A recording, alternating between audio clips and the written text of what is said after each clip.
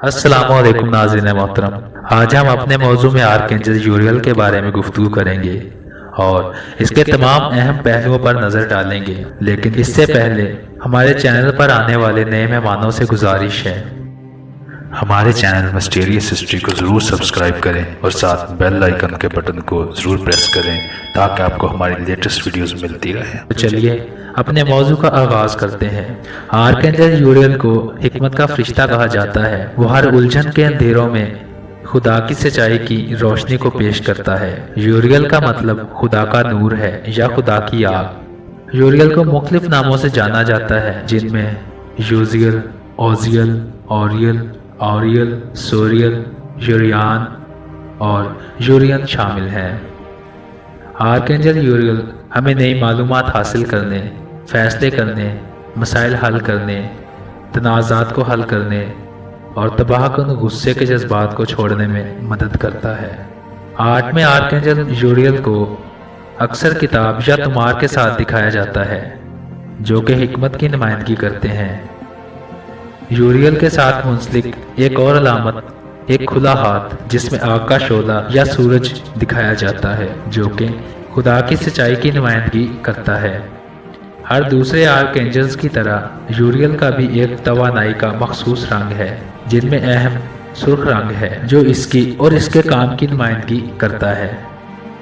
कुछ ज़राए यूरियल से पीले रंग और सुनहरे रंग को भी मंसूब करते हैं। आर्कएंजल यूरियल का दुनिया के बड़े इब्राहिमिक मज़ाहिब की मुक़द्दस किताबों में तो मौजूद नहीं है, लेकिन इसका जिक्र बड़े मजहबी मतून में नुमायां तौर पर किया गया है। एपोक्रिफल नसूस मजहबी किताबें हैं जो बाइबल की इब्तदाई हिस्सों में शामिल थीं, लेकिन आज नए और पुराने अहदनामे के सहीफ़ों में इनकी अहमियत नहीं समझी जाती।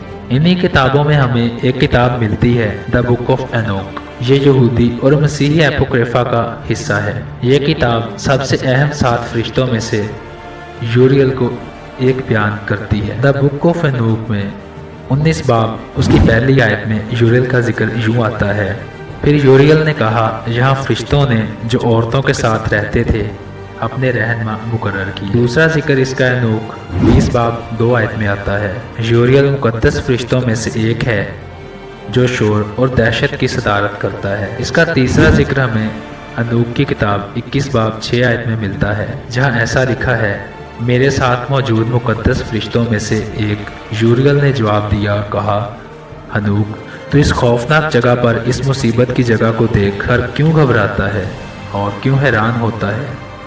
उसने कहा, यह फरिश्तों की कैद है और यहाँ वो हमेशा के लिए रखे गए। इसके अलावा भी यूरियल एपोक्रिफल का एक अहम जज़ू है। इसकी सबसे नुमाया अलामतों में एक भड़कती हुई तलवार भी है, जहाँ कुछ स्कॉलर्स ने आर्कएंजल यूरियल को आर्कएंजल माइकल के साथ भी जोड़ा है, क्योंकि आर्कएंजल माइकल भी इस तरह के हथियार इस्तेमाल करते हैं। इसके बारे में ऐसा भी कहा जाता है कि वो कायनात के सितारों को लेकर जाता है, क्योंकि इसमें बरकी चमक है, इसलिए वो गरज, चमक और बिजली के तूफानों से मुंसलिक है। एपोक्रिफा के मुताबिक आर्कएंजल यूरियल बाग अदन का भी मुहाफिज है। वो खुदा की मशल को जलाता है जो उसके शोलों को ले जाता है। वो उलझे हुए और खौफजदा लोगों के तारीक रास्तों में रोशनी फैलाता है। आर्कएंजल यूरियल के अहम कामों में जहन्नम की सदारत करना भी है, जहां वो गुनाहगारों को सजा देता है। वो गुनाहगारों को हमेशा की आग में जलाता है। एपोक्लिप्स के मुताबिक इसके पास जहन्नम में कांसी के दरवाजों को तोड़ने और अदालत से पहले तमाम रूहों को जमा करने का काम भी सौंपा गया है। आर्कएंजल यूरियल अपने आला ओहदे की वजह से मुस्तकबिल के वाक़यात के बारे में मालूमात रखता है। वो क़यामत तक के बारे में पैगामात उन लोगों तक पहुंचाता है जिनका खुदा के साथ गहरा ताल्लुक होता है। इसने हजरत नूह को आने वाले सैलाब के बारे में खबरदार किया था। वो आपको आने वाले बहरान, मुआशी तबाही, वबाई अमराज की खबर दे सकता है। हाल ही में एक अमरीकी खातून सेलिविया ब्राउन, जिनका इंतकाल 2013 में हुआ, उन्होंने एक किताब लिखी, एंड ऑफ डेज, जिसमें कोरोना वायरस की पेशन गोई की गई थी। इस किताब में ऐसा लिखा गया था कि 2020 में ऐसी बीमारी आएगी और उस बीमारी के सिम्टम्स कोरोना वायरस से मिलते हैं। इस खातून ने दावा किया था کہ وہ آرکینجل یوریل سے بہت گہرا تعلق رکھتی ہے، اور اس کتاب میں لکھی گئی پیشن گوئی اس نے آرکینجل یوریل کی دی ہوئی اطلاعات کے مطابق لکھی تھی۔ اس نے آنے والے وقت کے بارے میں بہت سی اور بھی پیشن گوئیاں کی ہیں۔ مختلف اپوکرائفل کتابوں میں ایسا ذکر بھی پڑھنے کو ملتا ہے کہ یوحنا بیپٹسٹ کو یسوع المسیح کی پیدائش کے دور میں بچوں کے قتل عام کرنے کے بادشاہ ہیرودیس کے حکم سے قتل ہونے سے بھی بچایا تھا۔ یوریل یوحنا اور اس کی ماں الشبہ کو مصر میں یسوع المسیح کے والدین کے ساتھ بھی شامل ہوا۔ پطرس نے یوریل کو توبہ کے فرشتے کے طور پر بیان کیا ہے۔ یہودی روایت میں یوریل وہ فرشتہ ہے جو فسح کے دوران بھیڑ کے خون خدا کی وفاداری کی نمائندگی کرنے والے کے لیے پورے مصر کے گھروں کے دروازے دیکھتا تھا۔ جب مصر پر عذاب آیا تو خدا نے کہا کہ وہ گھر کو تباہ نہیں کیا جائے گا جس پر بھیڑ کا خون لگا ہوگا۔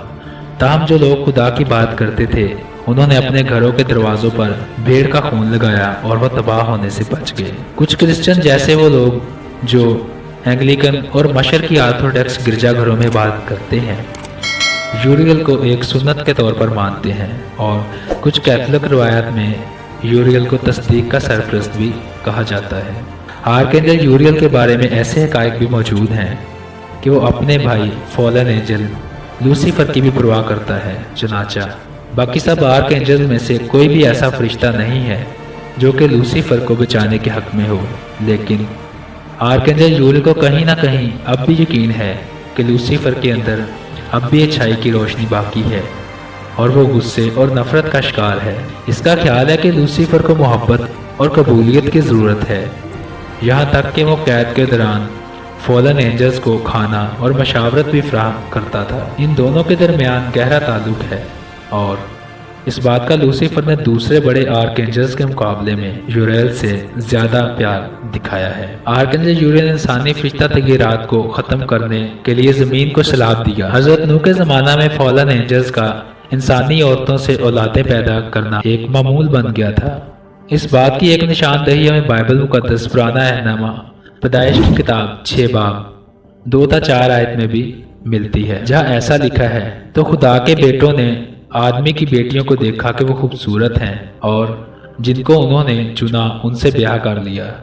خداوند نے کہا کہ میری روح انسان کے ساتھ ہمیشہ مزاحمت نہیں کرتی رہے گی، کیونکہ وہ بھی تو بشر ہے، تو بھی اس کی عمر 120 برس ہوگی۔ ان دنوں زمین پر جبار تھے، اور بعد میں جب خدا کے بیٹے انسان کی بیٹیوں کے پاس گئے تو ان کے لیے ان سے اولاد ہوئی۔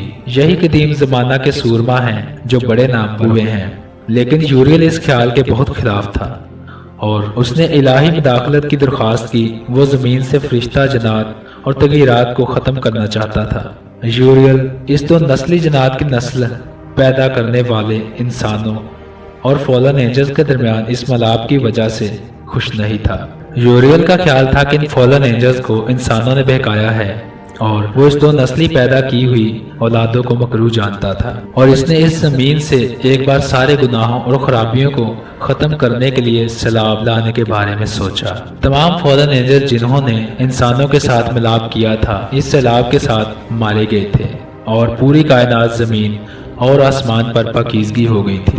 لیکن یہاں وہ فالن اینجلز پھر سے کھڑے ہوئے جنہوں نے اپنے آپ کو عورتوں سے جوڑ رکھا تھا، اور ان کی روحیں بہت سی شکلیں اختیار کر کے بنی نوح انسانوں کو ناپاک کر رہی ہیں، اور انہیں دیوتا کے طور پر بدروحوں کے لیے قربان کرنے کے لیے گمراہ کرتی رہیں گی، اور وہ فالن اینجلز کی بدروحیں قیامت تک کھڑی رہیں گی، جس میں ان کا فیصلہ اس وقت تک نہ کیا جائے گا جب تک کہ وہ ختم نہ ہو جائے۔ اسی کے ساتھ ہی ہمارا آج کا موضوع اختتام پذیر ہوتا ہے۔ ویڈیو اچھی لگے تو اسے لائک اور شیئر ضرور کریں۔ مجھے دیجیے اجازت، اللہ نگہبان۔